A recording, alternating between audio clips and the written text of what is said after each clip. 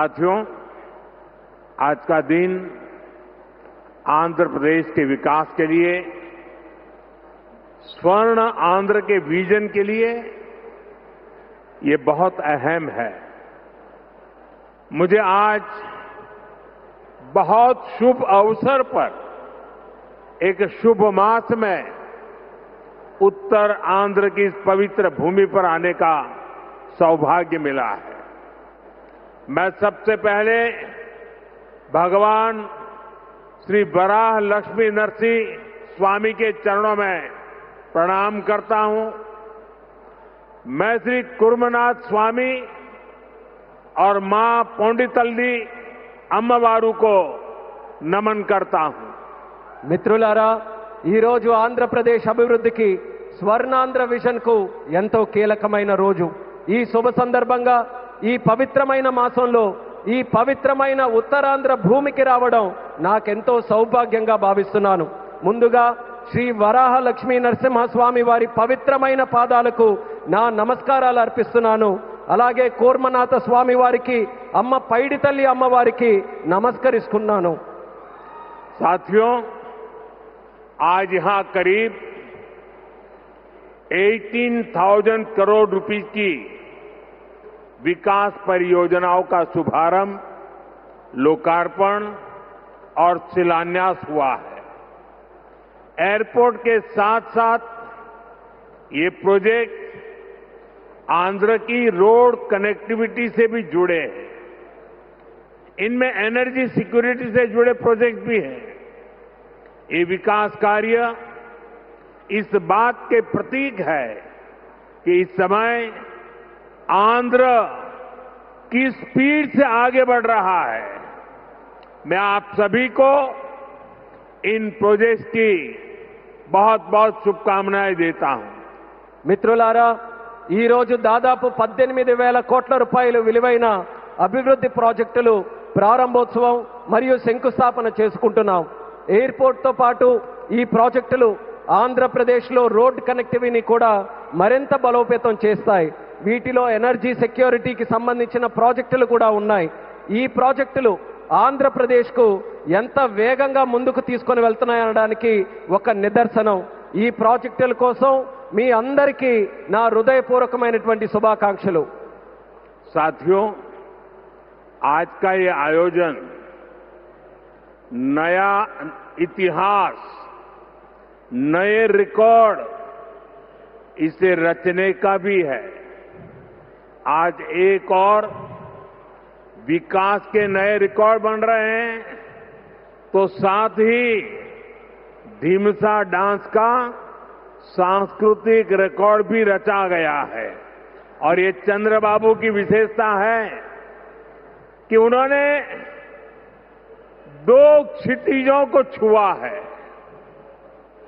एक तरफ ऊंची आसमान को छूने वाली व्यवस्था, एयरपोर्ट का निर्माण, और दूसरी तरफ मेरे यहां के आदिवासी बहनों के द्वारा ढीमसा नृत्य का विश्व रिकॉर्ड बनाना। मैं चंद्रबाबू के इस विजन को विशेष रूप से सराहना करता हूं। మిత్రులారా, ఈ రోజు ఒక కొత్త చరిత్ర, ఒక కొత్త రికార్డును సృష్టించిన రోజు కూడా. ఒకవైపు అభివృద్ధిలో కొత్త రికార్డులు నమోదవుతున్నాయి, మరోవైపు దింసా నృత్యం కూడా ఒక సాంస్కృతిక రికార్డును సృష్టించింది. ఇది చంద్రబాబు నాయుడు గారి విశిష్టత అనేది నేను తెలియజేస్తున్నాను. ఈ రోజు చంద్రబాబు నాయుడు గారు ఒక 2 అంశాలను టచ్ చేశారు. ఒకటి నింగిని ఆకాశాన్ని అంటే ఎయిర్పోర్ట్ అయితే, మరొకటి గిరిజనుల సోదర సోదరీమణులతో ఈ రోజు దింసా నృత్యంతో ఒక రికార్డు సృష్టించారు. ఇది చంద్రబాబు నాయుడు గారి విజన్. దీనికి నేను హృదయపూర్వకమైనటువంటి అభినందనలు తెలియజేస్తున్నాను. 13,000 से ज्यादा आदिवासी बहनों और बेटियों की प्रस्तुति, उनका उत्साह, उनका अनुशासन और आदिवासी संस्कृति का गौरव, यह दृश्य वाकई अद्भुत था। इसमें देश की विविधता की झलक भी थी और पीढ़ी दर पीढ़ी सहज कर रखी गई जनजातीय विरासत भी थी। मैं इस प्रस्तुति के लिए आप सभी का और विशेष रूप से मेरी आदिवासी बहनों और बेटियों का बहुत बहुत अभिनंदन करता हूं। 13,000 మందికి పైగా గిరిజన పిల్లలు మరియు సోదరిమణుల తాలూకా ప్రదర్శన, వారి ఉత్సాహం, వారి క్రమశిక్షణ మన గిరిజన సంస్కృతికి సంబంధించిన ఒక గౌరవం. ఈ దృశ్యం నిజంగా అద్భుతంగా అనిపించింది. దీనిలో మన దేశం తాలూకా వైవిధ్యత కనిపించింది. అలాగే తరతరాలుగా సంరక్షించబడిన గిరిజన వారసత్వం కూడా ప్రతిబింబించింది. ఈ అద్భుతమైన ప్రదర్శనకు మన గిరిజన పిల్లలకు, సోదరిమణులకు, అలాగే ఇక్కడ ఉన్న అందరికీ కూడా నా హృదయపూర్వక అభినందనలు తెలియజేస్తున్నాను. साथियों, ये धरती अल्लूरी सीताराम राजू की धरती है। अल्लूरी सीताराम राजू जी ने जिस धरती पर आदिवासी हितों के लिए अपना जीवन समर्पित किया, आज उसी धरती पर आंध्र प्रदेश के एक नए एयरपोर्ट की शुरुआत हो रही है। ये एयरपोर्ट आंध्र और उत्तर आंध्र की ग्रोथ का रनवे है। ये आंध्र के युवाओं के बेहतर भविष्य का लॉन्च पैड है। मैं आंध्र प्रदेश के लोगों को, देश के लोगों को बहुत बहुत बधाई देता हूं. మిత్రులారా, ఈ నేల అల్లూరి సీతారామరాజు గారి నేల. అల్లూరి సీతారామరాజు గారు ఈ గిరిజన హక్కుల కోసం తన జీవితాన్ని అంకితం చేశారో ఆ పవిత్రమైన భూమిపైనే ఈరోజు ఆంధ్రప్రదేశ్కు ఒక కొత్త ఎయిర్పోర్ట్ ప్రారంభమవుతుంది. ఈ ఎయిర్పోర్ట్ ఆంధ్రప్రదేశ్, ముఖ్యంగా ఉత్తరాంధ్ర అభివృద్ధికి ఒక కొత్త రన్వేగా పనిచేస్తుంది. ఇది ఆంధ్ర యువత యొక్క ఉజ్వల భవిష్యత్తుకు ఒక కొత్త లాంచ్ ప్యాడ్ లా పనిచేస్తుంది. ఈ సందర్భంగా ఆంధ్రప్రదేశ్ ప్రజలకు మరియు దేశ ప్రజలకు నా హృదయపూర్వక అభినందనలు. साथियों, पहले जब एयरपोर्ट बनते थे तो एयरपोर्ट के नाम एक ही परिवार के नाम पर चढ़ जाते थे. हमने इस परंपरा को बदला. हमने अयोध्या में एयरपोर्ट का नाम वाल्मीकि के नाम से जोड़ा. हमने पंजाब में संत रविदास जी के नाम से एयरपोर्ट का नाम जोड़ा. और साथियों, केंद्र की एनडीए सरकार ने निर्णय किया है कि इस नए एयरपोर्ट का नाम श्री अल्लूरी सीताराम राजू के नाम पर होगा. आंध्र प्रदेश का जो भी नागरिक इस एयरपोर्ट से यात्रा करेगा, देश और दुनिया का जो भी नागरिक इस एयरपोर्ट से यात्रा करेगा, उसे अल्लूरी सीताराम राजू जी के नाम से जन सेवा और राष्ट्र सेवा की प्रेरणा मिलेगी. మిత్రులారా, ఒక గతాన్ని మళ్ళీ గుర్తు చేసుకుందాం. ఒక సందర్భంలో భారతదేశంలో ఏ ఎయిర్పోర్ట్ నిర్మించినా ఒక్క కుటుంబం తాలూకా పేర్లే దానికి పెట్టేవారు. ఆ చరిత్రని మళ్ళీ ఎన్డీఏ ప్రభుత్వం తిరగరాసింది. అయోధ్యలో ఎయిర్పోర్ట్ ప్రారంభిస్తే దానికి వాల్మీకి గారి పేరు పెట్టాం. అలాగే పంజాబ్లో సంత్ రవిదాస్ గారి పేరుతోని ఎయిర్పోర్ట్ ని ప్రారంభించాం. అలాగే ఈ కేంద్ర ప్రభుత్వంలో ఎన్డీఏ కూటమి ఒక ముఖ్యమైన నిర్ణయం తీసుకుంది. ఈ కొత్త ఎయిర్పోర్ట్ కి అల్లూరి సీతారామరాజు గారి పేరు పెట్టాలనే నిర్ణయం తీసుకుంది.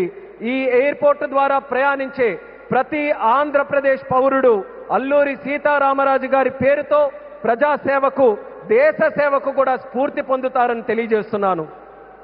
साथियों, बीते 12 इयर्स में देश के एविएशन सेक्टर ने असाधारण प्रगति की है. 2014 तक देश में केवल 74 एयरपोर्ट ऑपरेशनल थे. आज ये संख्या 166 है. एक समय था जब हवाई उड़ानें सिर्फ बड़े शहरों तक सीमित थी. एनडीए सरकार में आज छोटे शहर के साधारण लोग भी फ्लाइट से आ जा रहे हैं. మిత్రులారా, గత 12 సంవత్సరాల్లో దేశంలో విమానయాన రంగం ఒక అసాధారణమైన పురోగతిని సాధించింది. 2014 వరకు దేశంలో కేవలం 74 ఎయిర్పోర్ట్లు ఆపరేషనల్ గా ఉంటే ఈ రోజు ఆ సంఖ్య పెరిగి 166 ఎయిర్పోర్ట్లకి చేరుకుంది. ఒకప్పుడు విమానాశ్రయాలు, విమాన ప్రయాణాలు పెద్ద నగరాలకే పరిమితమయ్యేవి. ఈ రోజు ఎన్డీఏ ప్రభుత్వంలో చిన్న పట్టణాల నుంచి సాధారణ ప్రజలు కూడా విమానాల్లో ప్రయాణిస్తున్నారని తెలియజేస్తున్నాను. 12 इयर्स में सिर्फ एयरपोर्ट की संख्या ही नहीं बढ़ी है, हमारी उड़ान योजना के कारण आज गरीब परिवार के लोगों को भी जहाज में बैठने का अवसर मिल रहा है. इस योजना ने गरीब से गरीब को अपना सपना पूरा करने में मदद की है. कुछ दिन पहले ही सरकार ने उड़ान योजना के दूसरे फेज की शुरुआत की है. इस पर भी 29,000 करोड़ रुपीज खर्च किए जाएंगे. మిత్రులారా, ఈ 12 సంవత్సరాల్లో కేవలం ఎయిర్పోర్ట్ తాలూకా సంఖ్య మాత్రమే పెరగలేదు. మన ఉడాన్ పథకం వల్ల పేద కుటుంబాలకు చెందిన ప్రజలు కూడా మొదటిసారి విమానంలో ప్రయాణించే అవకాశం వాళ్ళందరూ పొందారు. ఈ పథకం అత్యంత పేదవారికి తమ కలలు నిజం చేసుకునే అవకాశం కూడా కల్పించింది. కొద్ది రోజుల క్రితమే కేంద్ర ప్రభుత్వం ఉడాన్ పథకం తాలూకా ఫేజ్ 2ని కూడా ప్రారంభించింది. దీని ద్వారా దేశంలో 29,000 కోట్ల రూపాయలు ఖర్చు చేయబోతుందని తెలియజేస్తున్నాను. साथियों, एविएशन सेक्टर में देश ने एक और बड़ा माइलस्टोन हासिल किया है. कुछ ही दिन पहले काशी में जी स्पोक एयरपोर्ट मॉडल का शुभारंभ हुआ. आज वही मॉडल पंजाब के अमृतसर तक पहुंच गया है. इससे अमृतसर से 25 से ज्यादा इंटरनेशनल डेस्टिनेशन जुड़ जाएंगे. मैं इस उपलब्धि के लिए आंध्र की इस धरती से पंजाब के लोगों को भी बधाई देता हूं. साथियों, हमारे आंध्र प्रदेश के पास हमेशा से विकसित भारत का ग्रोथ इंजन बनने का सामर्थ्य रहा है. आंध्र प्रदेश के विकास के लिए हमारे प्रयास डबल इंजन की स्पीड से आगे बढ़े. इसके लिए मैंने आंध्र के लोगों से डबल इंजन सरकार का आशीर्वाद मांगा था और आज चंद्रबाबू नायडू जी के नेतृत्व में, पवन कल्याण जी के नेतृत्व में एनडीए की पूरी टीम आंध्र प्रदेश के लिए डबल स्पीड से काम कर रही है. మిత్రులారా, విమానయాన రంగంలో దేశంలో మరో పెద్ద మైలురాయిని మనం సాధించాం. కొద్ది రోజుల క్రితమే కాశీలో ప్రారంభమైన స్పోక్ ఎయిర్పోర్ట్ మోడల్ ఈ రోజు పంజాబ్లోని అమృత్సర్ వరకు కూడా విస్తరించింది. దీంతో అమృత్సర్లో 25కి పైగా అంతర్జాతీయ గమ్యాలకు నేరుగా కనెక్ట్ అవ్వడానికి అవకాశం కలిగింది. ఈ విజయానికి ఆంధ్రప్రదేశ్ నేల నుంచే పంజాబ్ ప్రజలకు కూడా నా హృదయపూర్వక అభినందనలు తెలియజేస్తున్నాను. అలాగే మిత్రులారా, వికసిత్ భారత్ నిర్మాణంలో ఆంధ్రప్రదేశ్ ఎప్పుడూ కూడా ఒక గ్రోత్ ఇంజిన్ గా నిలిచే సామర్థ్యం కలిగి ఉంది. ఆంధ్రప్రదేశ్ అభివృద్ధి కోసం డబుల్ ఇంజిన్ వేగంతో మా ప్రయత్నం ముందుకు సాగాలని నేను ఆంధ్ర రాష్ట్ర ప్రజలకు డబుల్ ఇంజిన్ ప్రభుత్వం కోసం ఆశీర్వాదాన్ని నేను కోరాను. ఈ రోజు చంద్రబాబు నాయుడు గారి నాయకత్వంలో, పవన్ కళ్యాణ్ గారి నాయకత్వంలో ఎన్డీఏ టీం మొత్తం ఆంధ్రప్రదేశ్ అభివృద్ధి కోసం డబుల్ వేగంతో పనిచేస్తుందని గర్వంగా తెలియజేస్తున్నాను.